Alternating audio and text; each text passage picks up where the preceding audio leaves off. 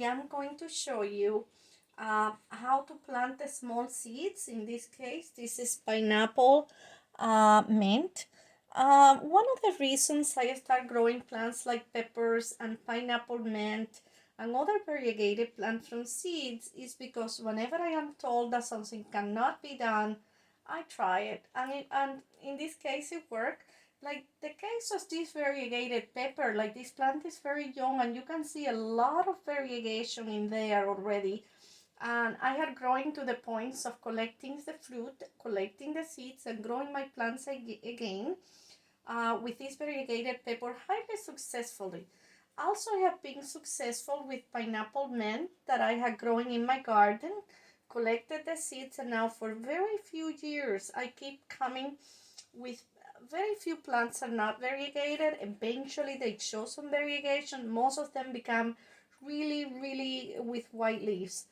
So although they said that sometimes plants can differ when growing from seeds, and it can happen. I had few of those cases, but in most of the cases I have been, I guess, lucky in obtaining variegated plants from seeds. Now, in the case of this type of plant like this you only can grow for cuttings. But I have tried apple variegated, apple, pineapple mint, and peppers in sweets and the hot variety, and have been very good at getting 99% of all my plants variegated. So I'm going to show you with the pineapple mint, which I grow lots of it. The seeds are very tiny, so you're going to need a small pot, can be even a little yogurt container. You can put around 10 seeds, maybe less, or you can use a container that is a little bit larger, or just spread them in your garden. But if you have very few seeds, it's better to start with a small container. So what I do, I use warm water and moist the soil very well. And then I want to make sure the seeds have good contact with the soil because they are so tiny, so tiny, like dust, that they can go through the soil. So this is where this colorful thing comes. So you can use a glass, a bottle, to tamper the soil down, to get the soil really flat, because you want that contact. And you want to make sure that soil is really moist. If you ended up with too much water, you can take it out before you put the seeds. In this case, I'm going to spread my seeds on the surface.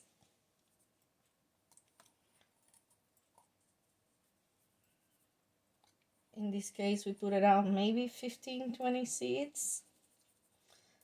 And then I just tamper it down a little, put a little bit of soil. You can put a little bit of soil, more soil on top. And then, because you want it to be lighter cover. So one thing I won't show you, but you can do, you put a little bit more soil, wet again, another little bit, and tamper again. Make sure you don't end up with any soil seeds in there. And then you're going to use a plastic wrap to wrap it. This is one I have designated used for gardening.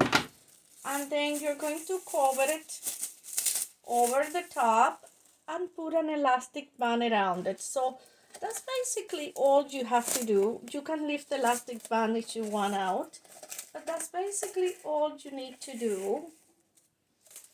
And then you're going to put it over where it gets light, but also where it's warm. It can be close to a sunny window, can be top of your refrigerator. If you have in top of refrigerator, make sure it gets light where it is. Or also you can get a heating mat. But then make sure you keep the soil moist every day. Check for dryness or for extra humidity. Air it out for a little bit. Add some more water with a spray. Cover again. And if you the temperature will accelerate the germination of your seeds. So after it's growing, you can leave it there, or you can transplant it carefully to your final destination. But that's how I grow small seeds, and especially pineapple seeds. You also can use the Jiffy pits that they come in the tray and they come with the heat mat. That's the easiest way.